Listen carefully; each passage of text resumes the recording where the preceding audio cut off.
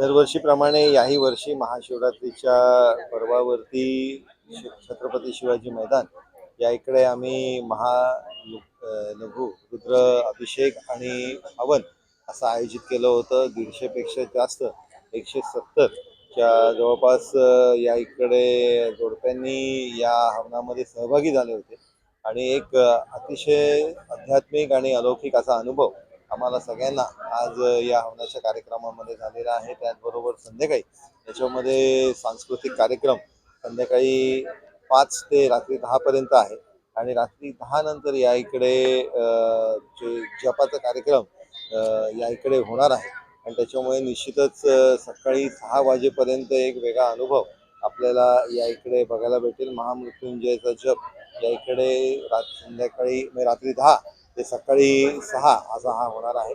माझी आपल्या माध्यमाने सर्व ठाणेकरांना विनंती आहे की सगळ्यांनी याच्यामध्ये सहभागी व्हावा.